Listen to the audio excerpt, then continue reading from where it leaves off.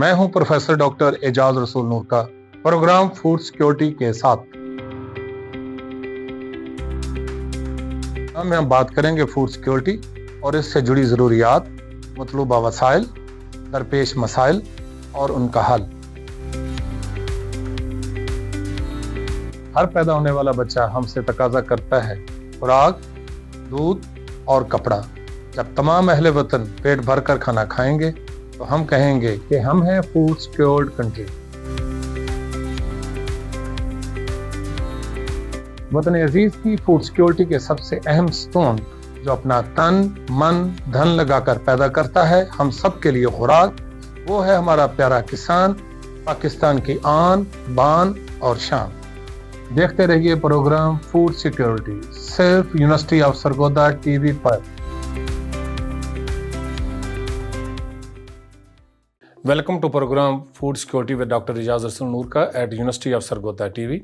We are very lucky. We have a good geographical situations. We have a mountains, we have a valleys, Potoha region, we have a deserts, we have a agriculture field and even the sea. But unluckily, we are not utilizing all of our geographical situations due to our ignorance, due to our lack of knowledge. But we are lucky enough, we have a chairperson IPO with us, Muhammad Farooq Amil. He is the former ambassador and now heading the IPO. Sir, welcome to the University of Sargodha TV studio. Thank you very much, sir. It's an honor to be here. Sir, it's our pleasure. Please let us know what's the IPO and what's the WIPO. Please introduce this one so that we can go give some information to our audience. Right. Thank you very much, Dr. Saab. It's WIPO. I'll come to WIPO first because WIPO has been around for a very long time. It's the World Intellectual Property Organization in Geneva. I was lucky enough to be posted in Geneva and worked very closely with them for the years I was there. And the World Intellectual Property Organization is the global UN agency that looks after all IP related matters, whether it's trademarks, it's patents or copyrights, industrial designs and geographical indications. There's a whole family of IP activity and IP rights. So this is the global authority. Pakistan has been a member since 1967, but we had a situation where IPO was in different places in Pakistan. Okay. So there was a copyright office, there was a trademarks, there was patents, but in 2005 it was brought under one umbrella, one organization, Intellectual Property Organization of Pakistan. And it is primarily the headquarters are based in Islamabad, but we have a major office where the trademarks and the patents are in Karachi. In fact, it's physically the biggest. And then we have an office in the LCCI building in Lahore. We're also in Peshawar. We're moving into a bigger space and we're opening an office in Quetta. We would like to have national a footprint of our offices, but more than that, what IPO is trying to do in the age of e-commerce is to go into digitalization so that people who are applying for the various registrations, they can do it from the convenience of their homes or their businesses. Now, the other aspect of IPO that I want to talk about is that it is an autonomous body and it is currently under the administrative control of the Ministry of Commerce. But in terms of actually running the strategic vision, we do our own thing, and the chairman comes every 3 years. So I'm 2 years into it. I've got 1 more year to go, and the next chairman. But there's a saying in Rumi, and since it's an international audience, Rumi says, we stand on the shoulders of those who came before us. It's as simple as that. So what we're doing is trying to incrementally change the awareness of IP as a subject, as a national economic issue in Pakistan. And that is why I'm honored to be at a leading university. Yeah, thank you very much. You are in the University of Sargodha and you think universities that are the hub of the knowledge and the hub of the innovations and the product development. How the universities can play the role in the society for the IPOs, for the awareness of IPOs and our young incubators? Right, absolutely. The thing is, if you look at all the successful countries around the world, what they're doing, there's a triangle between innovation and entrepreneurship on one side, academia on the second angle, and industry. And these three nodes are constantly interacting. And universities should be the incubation for ideas, but those ideas need to develop into products. And those products can only develop once there is, as you have at the University of Sargodha, this venture fund, which the Vice Chancellor was talking about. You have the incubation center. All of these things coalesce. You look at successful examples around the world, and I'm not just talking about Germany or Japan or the United Kingdom. I'm talking about Turkey, Malaysia, Indonesia, Vietnam. They've all done this. And why have they done this? Because this is where the money is, and this is where you protect your own resources. Now, as I said, University of Sargodha is a key platform for you because you're in the agricultural heartland. Yeah. And agriculture is gigantically important here. As our planetary population increases, and WIPO along with the rest of the UN agencies understand this, that there's a stress on the resources of the finite resources of this planet. So you have to create new ways, given climate change, given that you have to have sustainable development. It has to be in line with all the SDGs. You can do this, but you have to have the innovative solutions that are IP protected, so that you, the people, not just the people in the big cities or the corporations, the people, the farmers, the people on the land own what belongs rightfully they own. That is theirs. That is absolutely critical.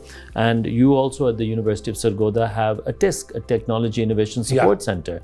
And this is one of the most successful TISCs that I've seen, because the vision of your Vice Chancellor and yourself, the faculty working on genetic resources, you see this, you understand this, and therefore the development program that came from Geneva in 2005, I see it being implemented here. I think it's very, very important, and I think the Director General of WIPO, Mr. Darren Tang, and the Deputy Director General, Mr. Hassan, they would be very thrilled to hear that WIPO's footprint has a very solid and productive presence at the University of Sargodha. Yeah, of course. Sir, the major part of our society, they are the young people, and the major part is women as well. How the young and women, they can play their role in the national economy as well as to protect our resources, even in the art and design, even in the music, even in the genetic resources of the plants, animals, whatever it may be. Right. The IP message that I bring here, and what you're doing yourselves, you're already doing it, is geared towards the youth, the young people. And that is why the centrality of universities in the projection of and the promotion of intellectual property, it has to come from a university where you have multiple centers of research and product development. It's absolutely critical that you have this.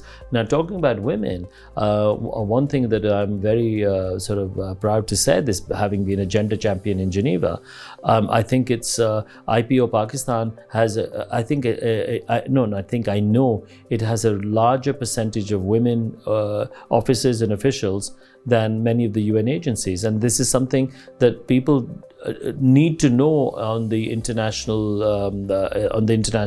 UN and circuit, that IPO Pakistan is very, very progressive in that sense. Now, the other question that you basically mentioned was what role can they play?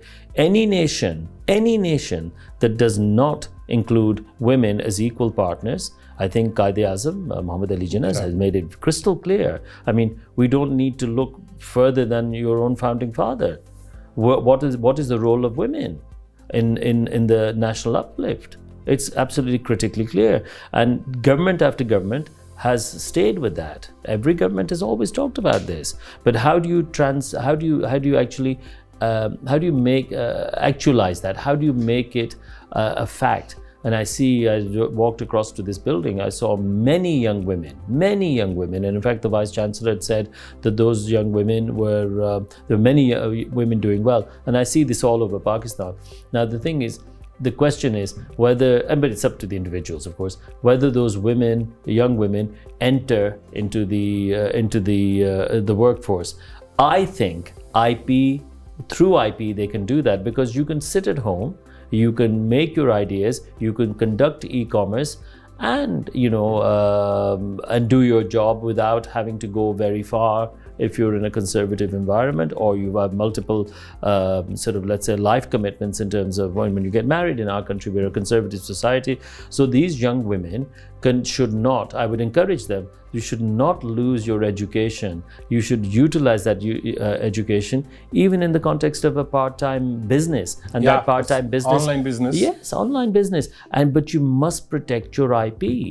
Once you learn that, you can just sit at home, literally sit at home and earn money, because your product, your idea is protected and it's earning money, because somebody else has to take a license from you. Somebody else has to take permission from you to produce that product. So it sounds very simple, but one thing I must say, and I see this in dynamic societies around the world, you have 100 ideas and you keep floating them. Not all of them will succeed. You can't just be, Mr. Zuckerberg or, Microsoft boss or somebody like this who, succeed very quickly.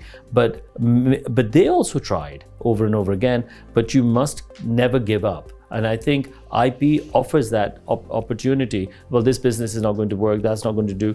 The other thing is that on the international circuit, I would encourage your audience to look at WIPO, www.wipo.int.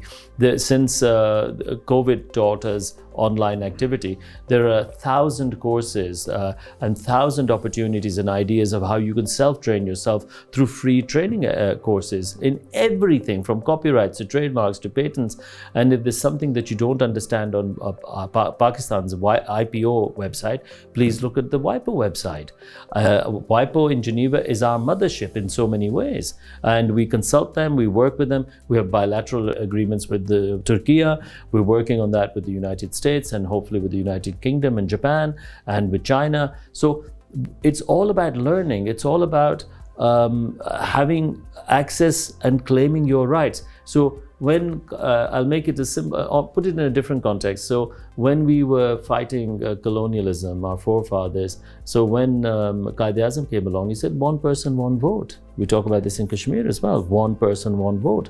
It's human dignity. So if you know your political rights, you know your human rights, you need to know your economic rights. And your economic rights come through IP. Because when you own it, that's yours. So please, my message to all the young people in particular, know your economic rights. Yeah, Pakistan is lucky. We have 265 universities at a moment, and millions of the people, they are studying in the universities. Are you hopeful about the success stories in last 1 decade? Our students, they are going for the innovations. Are they registering the innovations? Well, yes, they are, but the thing is that much more work has to be done. And of course, there is an interest of the younger students or postdoctoral students to travel abroad, but that's okay. Please do. Everybody does this, and they travel abroad, they go to other universities. There's a cross-pollination of ideas, and those foreign universities want bright young people. And when Pakistan produces so many bright young people, but then what I keep saying is to monetize your ideas and make them into businesses. And it's absolutely critical. And then you've seen this in the next door, the next door neighbor. A lot of those people went and settled abroad, got foreign passports, and settled there. But then they all came back to invest because of the labor costs and the opportunities and the better lifestyle for them at that point where they'd reached. And there's no reason you can't do that, and our young people can't do that. And I personally think the time for just constantly asking for money from other people is over. We must stand on our own 2 feet, and we must create our own knowledge wealth. It's as simple as that. And if you don't, then I think it's the begging bowl is not an option. Thank you very much, sir, for sparing your precious time to be a part of our program, Food Security with Dr. Ijaz Noorka. My dear listeners, we are very rich in our indigenous resources, our crops, our fruits, our stone fruits, our rice, our citrus, our mango, so many other, our flowers, our jewelry, our music, our art, our designs, our indigenous instruments, equipments, but the time has come to register all these things in the IPO so that we can sustain our development and sustain our food security. Thank you very much.